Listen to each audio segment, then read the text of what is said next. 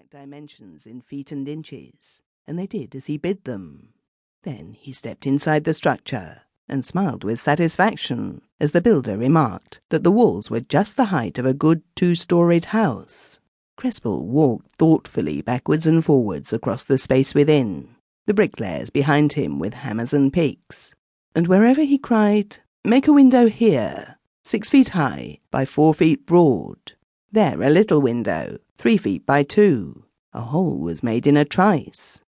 It was at this stage of the proceedings that I came to age, and it was highly amusing to see how hundreds of people stood round about the garden and raised a loud shout whenever the stones flew out and a new window appeared, where nobody had for a moment expected it.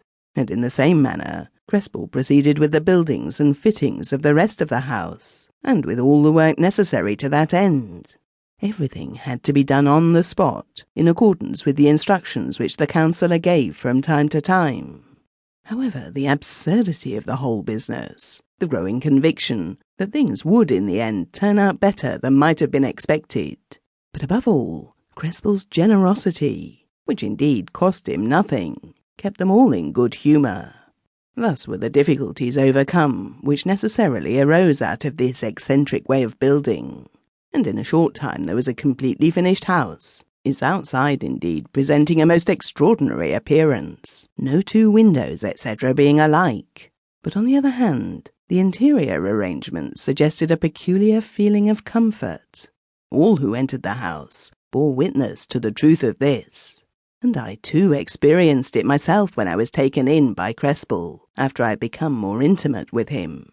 For hitherto I had not exchanged a word with this eccentric man. His building had occupied him so much that he had not even once been to Professor M's for dinner, as he was in the habit of doing on Tuesdays. Indeed, in reply to a special invitation, he sent word that he should not set foot over the threshold before the housewarming of his own new building took place. All his friends and acquaintances, therefore, confidently looked forward to a great banquet, but Krespel invited nobody except the masters, journeymen, apprentices and labourers who had built the house. He entertained them with the choicest viands.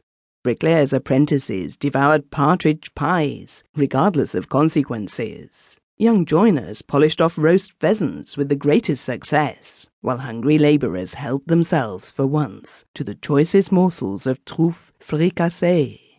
In the evening, their wives and daughters came, and there was a great ball. After waltzing a short time with the wives of the masters, Krespel sat down among the town musicians, took a violin in his hand, and directed the orchestra until daylight. On the Tuesday after this festival, which exhibited Councillor Krespel in the character of a friend of the people, I at length saw him appear, to my no little joy, at Professor M's. Anything more strange and fantastic than Crespel's behaviour it would be impossible to find. He was so stiff and awkward in his movements that he looked every moment as if he would run up against something or do some damage, but he did not, and the lady of the house seemed to be well aware that he would not, for she did not grow a shade paler when he rushed with heavy steps round a table crowded with beautiful cups, or when he manoeuvred near a large mirror that reached down to the floor, or even when he seized a flower-pot of beautifully painted porcelain and swung it round in the air as if desirous of making its colours play. Moreover, before dinner, he subjected everything in the professor's room to a most minute examination. He also took down a picture from the wall and hung it up again, standing on one of the cushioned chairs to do so. At the same time, he talked a good deal and vehemently. At one time his thoughts kept leaping, as it were, from one subject to another. This was most conspicuous during dinner. At another he was unable to have done with an idea, seizing upon it again and again. He gave it all sorts of wonderful twists and turns, and couldn't get back into the ordinary track until something else took hold of his fancy.